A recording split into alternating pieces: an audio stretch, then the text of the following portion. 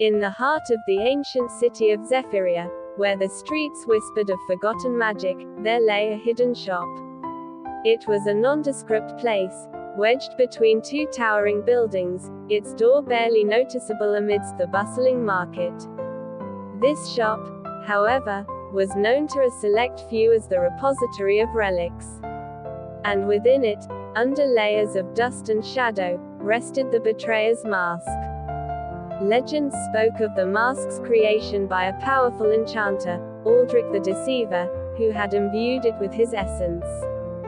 The mask, a visage of smooth obsidian with hollow eyes and an enigmatic smile, was said to grant its wearer the ability to mimic any person flawlessly. Yet, it came with a curse.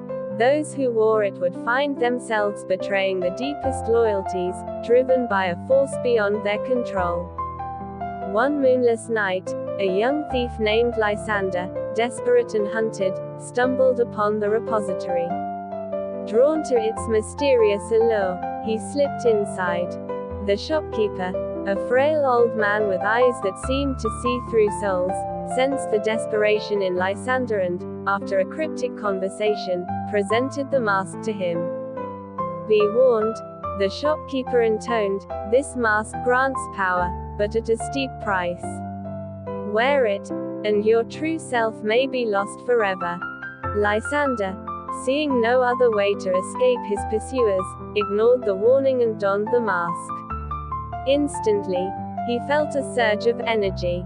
His reflection in a nearby mirror was no longer his own but that of his enemy, Lord Thalos, the very man who had placed a bounty on his head. Empowered by the disguise, Lysander infiltrated the Lord's castle with ease. He moved through the halls, his steps echoing with a confidence he had never known. With every passing moment, the mask whispered to him, planting seeds of deceit and betrayal.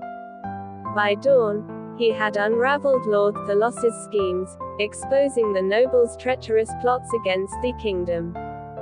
The king, fooled by Lysander's perfect impersonation, rewarded Thalos with a position of power. Lysander, intoxicated by the mask's influence, began to weave a web of deception, manipulating the court and betraying those who had once been his allies. Yet, the mask's curse grew stronger.